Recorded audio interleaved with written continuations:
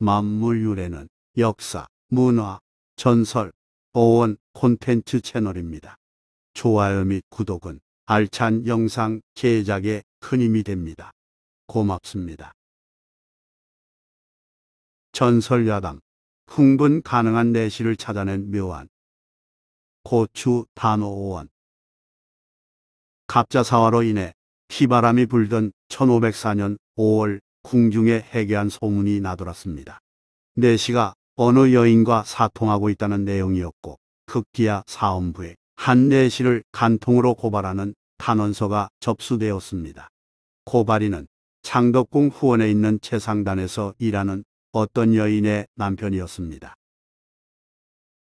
성종 때 양잠을 권장하고자 창덕궁 후원에 누에를 치는 방 잠시를 만들었는데, 연산군 때 그곳에서 일하던 여인이 한 내시와 눈이 맞아 여러 차례 간통했습니다.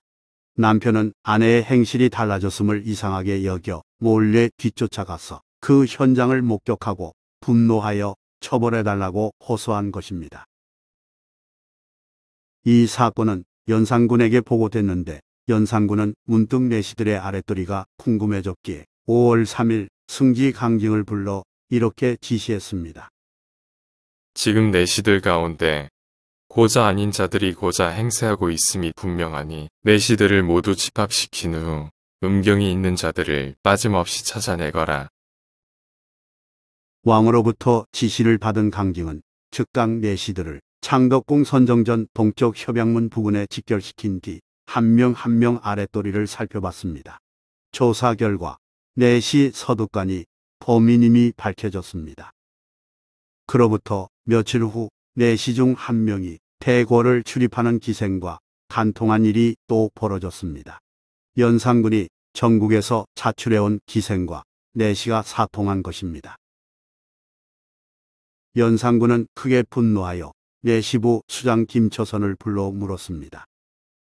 요즘 내시들이 간통 사건에 자꾸 연루되는데 어찌 그런 일이 일어나는 것인가? 김처선은 나이 들어 거세한 자들 중 일부가 욕정을 느끼는 것 같다고 대답했습니다. 그러자 연산군은 거세한 내시 중 정말 발기하는 약물을 지닌 자가 있는지 궁금했습니다.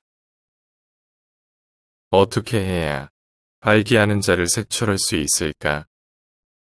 연산군은 책을 읽어주는 여자, 책비를 떠올렸습니다. 하여 한양에서 가장 인기 있는 목소리 예쁘고 얼굴 반반한 기생을 불러서 음란한 책 한 권을 읽게 했습니다. 대궐 앞마당에 줄지어 선 내시들은 아랫도리를 드러낸 채 책비가 읽어주는 음란 소설을 들어야 했습니다.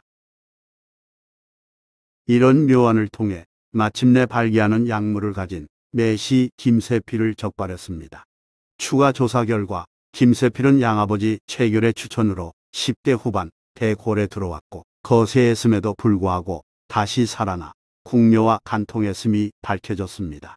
그뿐만 아니라 선왕 성종 시절 완원군 유모석비와 미래한 사실도 드러났습니다. 어떻게 이런 일이 가능했을까요?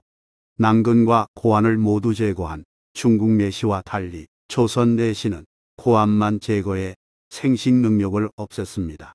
즉, 줄기는 살리고 뿌리만 없앰이 원칙이었습니다.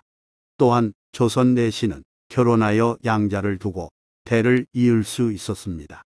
스스로 처신을 조심하여 부나 권력 대신에 가정에 집중하도록 하기 위함이었지요. 그런데 이들 중 일부는 기적적으로 성생활이 가능했습니다. 젊은 시절 왕성한 신진대사로 고안이 되살아나서 정상적인 육체 관계를 가질 수 있었는데, 이런 경우를 대살이라고 불렀습니다. 대살이 내시는 욕정을 지녔으므로 예쁜 여자를 보면 관계하고픈 충동을 참기 힘들었습니다.